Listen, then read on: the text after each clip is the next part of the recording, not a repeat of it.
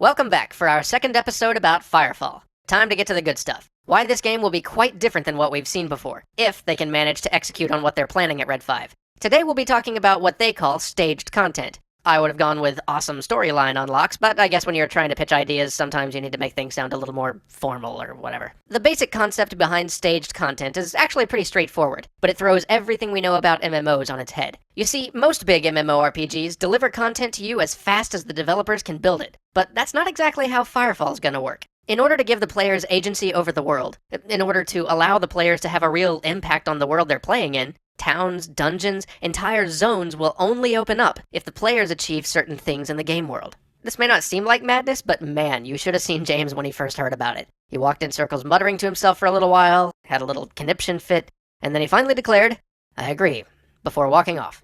Why, you ask? Because they plan to implement this from the very outset of the game, by which I mean that more of the game will be made and ready to go than is immediately accessible to players right off the bat, solely for the sake of, hopefully, creating a deeper feeling of ownership over the world for the players. You see, it's established wisdom in the MMORPG industry that you must launch with as much content as you possibly can. I mean, how many times have you heard people say, "Oh, there's nothing to do" in a new MMO? Or read in a review that there's just not enough content at launch when considering a new massive multiplayer experience? Without enough content, players run out of things to do, and they drift off before you can even get your first major content patch out. And unfortunately, as the years have gone on, both players and reviewers have become less and less charitable about what an acceptable amount of initial content is, as they subconsciously compare every MMO that comes out to certain other MMORPGs that, in all fairness, kinda have an 8-year head start. This means, from the perspective of conventional wisdom, it's suicide to launch without letting your players access every little thing you've got. But that's exactly what they're doing for Firefall. So why did James eventually decide this made sense?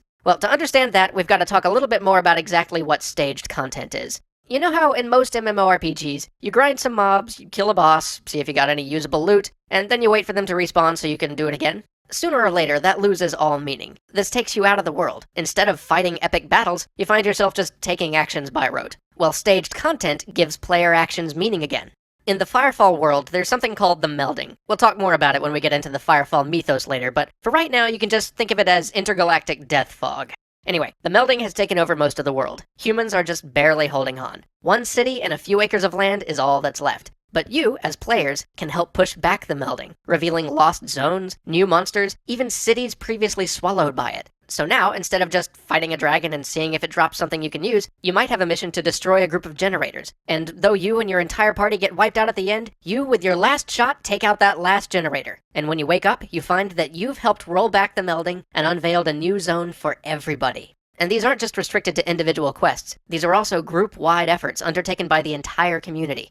Say some part of the world temporarily rescued from the melding might collapse, and while high-level members of the community might be tasked with guarding refugees and fighting off the hordes as the melding reclaims the city around them, low-level members might have to gather supplies for the refugees to make sure they can survive when they get back to civilization. And when enough supplies have been gathered, and enough refugees have made it back to safety, thanks to the actions of the players, a new town may pop up in the very next patch, built and populated by the refugees you all worked so hard to defend. This should create a real sense of community. Everyone will be striving for the same goals, except when they're not, but we're not going to talk about that quite yet. But hopefully this system will help create the sort of bond that you just don't get in current MMOs. This will also actually stretch how much play people get out of a piece of content. Red 5 isn't a huge studio. It's no juggernaut to compete with some of the giants out there, so they have to find better ways to allow people to get more out of what they can build, and this is one of them. Instead of just blazing through all the content in the game like players usually do whenever a new patch or an expansion is released, people will have community-wide goals to work towards, which will allow everyone to get a lot more out of the content which is released.